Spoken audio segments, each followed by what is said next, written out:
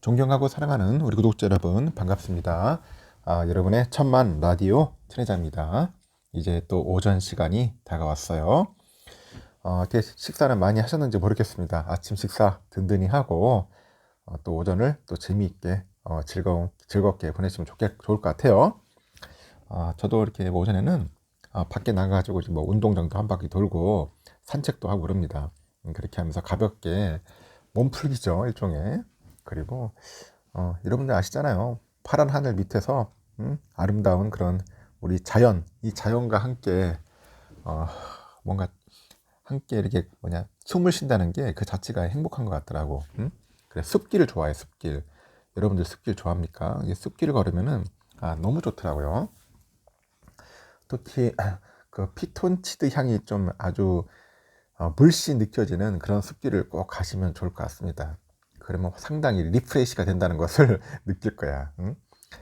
하여튼 오늘은 즐거운 일요일이니까 편하게 보내셨으면 좋겠고 1교시 영상 아직 안 드신 분 있더라고. 꼭 들어주세요.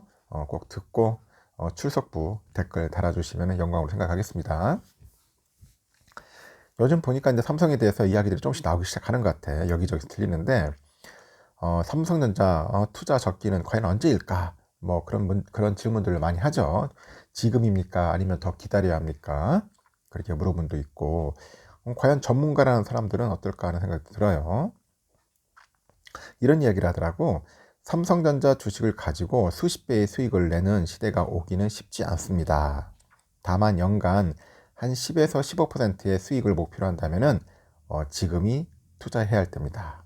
지금이래, 지금. 지금 투자해야 할 때다. 그런 이야기를 하는데 젊은 분 같아요. 보니까 얼굴도 좀 복스럽게 생겼던데 제 얼굴 아닙니다. 이형수 씨라네요. 뭐 HSL 파트너스 대표라고 하는데 이 친구 이야기를 잠깐 봤어. 보니까 5일날 삼성전자의 그 주가가 언제 반등할 것이냐 그런 예상하는 질문에 올 하반기에 국내 경제가 이제 경기 침체에서 어느 정도 회복하지 않겠냐 뭐 그렇게 보는 것 같아요. 회복하지 않겠냐 그렇게 보고 지금이 이제 반도체 투자 적기다. 투자 적기 아주 타이밍이 좋다. 뭐 그런 이야기를 하는 것 같습니다. 워낙 요즘 많이 빠지고 하다 보니까 5만 전자일 때 즐겨야지. 여러분들 5만 전자일 때 언제 즐길 거야? 뭐한 6만 가서 7만 가서 안 그렇잖아요. 특히 우선주를 기준으로 하는 겁니다. 저는 우선주 5만 전자일 때 신나게 모아야 돼요, 여러분. 신나게 6만 전자 가면은 이제 더 이상 5만 전자 잘 떨어지지도 않을 것 같아요. 이 대표는 그 10년간 기자 생활을 했네요, 보니까. 그리고 헤지펀드에서 한 5에서 6년간 그 기업 분석을 한 경력을 가지고 있어요. 그리고 이후에는 그는 그 비상장 투자회사인데 HSL 파트너스를 창업을 했어요. 창업을 했고 HSL 파트너스는 시리즈 A와 같은 초기 투자를 진행하는 회사로 그 창업 후에는 지금까지 한 3건에서 4건 정도의 투자를 진행을 했다고 합니다. 최근에는 또 책도 썼네. 바로 써먹는 최강의 반도체 투자. 뭐 책장 살려는지 모르겠지만 하여튼 책도 썼어요. 이 대표는 그 우리나라 경제의 선행 지표가 메모리 반도체이기 때문에 국내 경제가 나아지려면은 그 반도체 산업부터 반등해야 한다. 그렇게 강조를 합니다. 그리고 외국인들이 보기에 대한민국 시장은 반도체라면서 우리나라 경제의 한 4분의 1 정도를 차지하는 이 반도체 산업을 제외하고는 국내에서는 투자를 할 수 없다고 강조를 해요. 이렇게 반도체를 알면은 전방 시장의 흐름을 알 수 있기 때문에 향후 산업 트렌드나 경제 흐름을 보는 데 있어서 이 반도체만큼 유용한 지표가 없다는 게 이 대표의 설명입니다. 그래서 과거의 IMF죠. IMF 때 일부 사람들이 투자 기회를 잡았던 것처럼 현재 반도체라는 영역에 관심을 갖고 투자하다 보면은 큰 기회를 잡을 수 있다고 합니다. 그래서 투자자들에게는 지금이 자산을 모아가는 데 있어서 중요한 시점이다. 중요한 시점이라고 그렇게 이야기를 하는 것 같아요. 이 대표는 최근에 2, 3년을 돌이켜 보니까 시스템 반도체 쪽은 업황이 좋았지만은 그 메모리 반도체가 시세와 업황이 모두 좋지 못했다고 이렇게 분석을 해요. 그래서 과거 모바일 수요처가 본격화되는 스마트폰 사이클 2013년인 것 같아. 이때와 그 서버와 클라우드 사이클이 이뤘던 2016년 이 경우에는 그 메모리하고 뭐 시스템 반도체 모두 좋았다. 그 최근에는 시스템 반도체는 좋고 메모리 반도체는 좋지 않은 이상한 사이클이 벌어졌다. 그렇게 이야기를 하죠. 그러면서 향후 벌어질 사이클에서는 자율주행하고 챗 GPT와 같은 초고도 인공지능 관련 수요가 올라오면서 충분히 좋은 사이클이 일어날 것 같습니다. 요즘 보니까 이거 챗 GPT라는 게 요즘 뜨는 것 같아.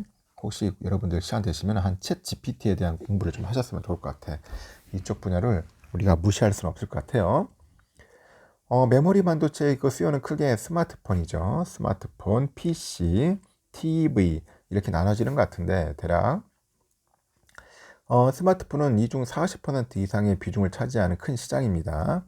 최근에 한 3년에서 4년 동안 그 스마트폰 시장이 불황을 겪다 보니까 서버 수요가 이제 스마트폰에 넘어섰어요. 현재는 그 메모리 반도체에서 자동차 쪽 그 수요가 한 2%밖에 되지 않지만은 25년이 중요합니다.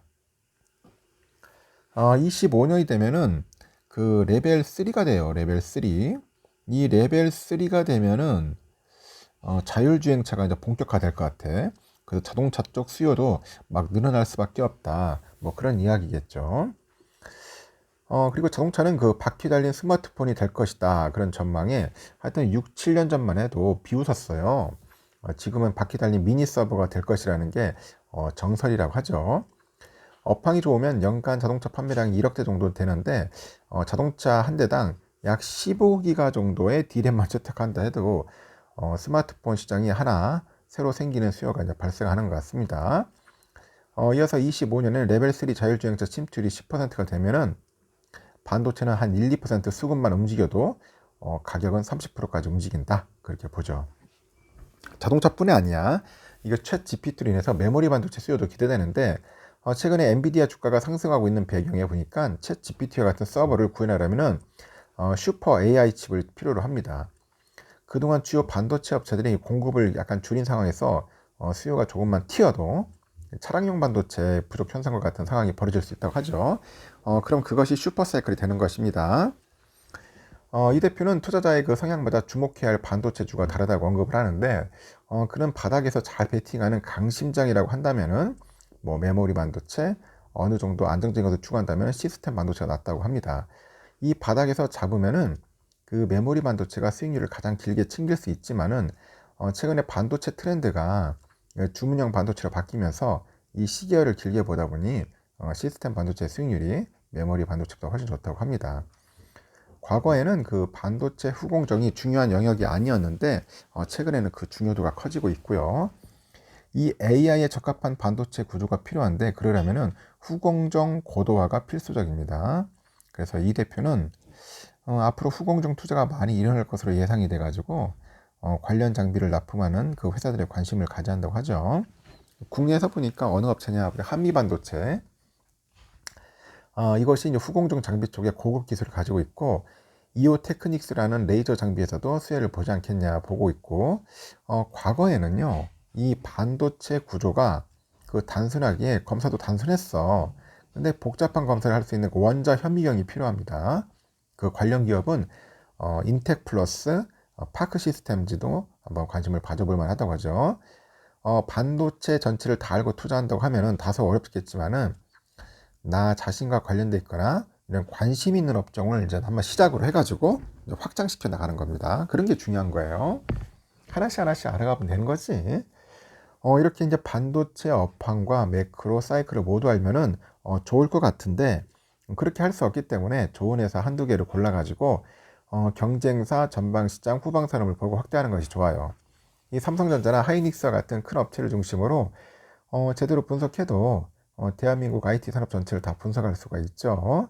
그래서 삼성전자만 제대로 분석해도 뭐 스마트폰이나 가전 디스플레이, 시스템 반도체, 설계 공정 등 이런 사업 영역이 다양하고 경쟁사까지 영역을 확대하면은 국내 IT 산업 생태계 전반과 관련해서 이 비즈니스 사업을 하는 그 소부장, 이 소부장을 다 알 수가 있다. 그렇게 보시면 될 것 같습니다.